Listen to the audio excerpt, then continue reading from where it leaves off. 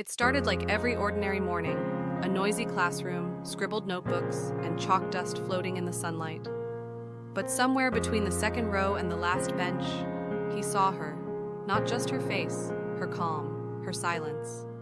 She didn't notice at first. She was always in her world, lost in sketches and stories.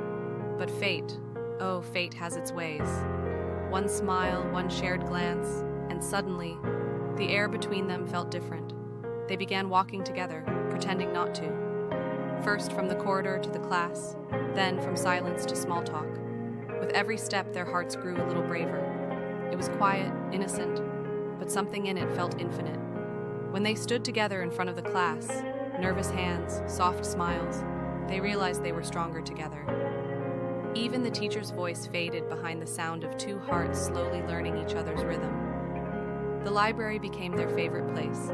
Not for the books, but for the way they could sit close and say everything without saying a word. He'd look up from a page, and she'd already be looking at him. Lunch breaks turned into small rituals. She brought 2 chocolates. He always acted surprised. Their laughter wasn't loud, but it lingered like a song they didn't want to end. On the playground, he let her win races just to hear that victorious laugh. And she knew, but never said a word. Because that was their language. Quiet affection hidden in everyday moments. In the art room, he drew galaxies and called them dreams. She filled in the stars and softly whispered, "We made this." It wasn't just art, it was them. And then came the school trip, buses full of noise, hills full of wind, and a world far from rules.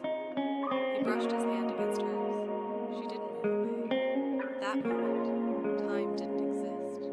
Rain fell one day, and under one small umbrella, they stood close, heartbeats louder than thunder.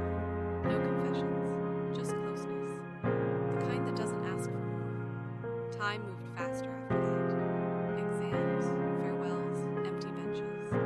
They didn't talk about tomorrow, because even today felt too big to let go. On the last day, she looked back once. He smiled, and that was it. The goodbye they never said, the promise they never spoke. They were just 2 school kids. But what they had wasn't just young love. It was first love, soft, pure, unforgettable.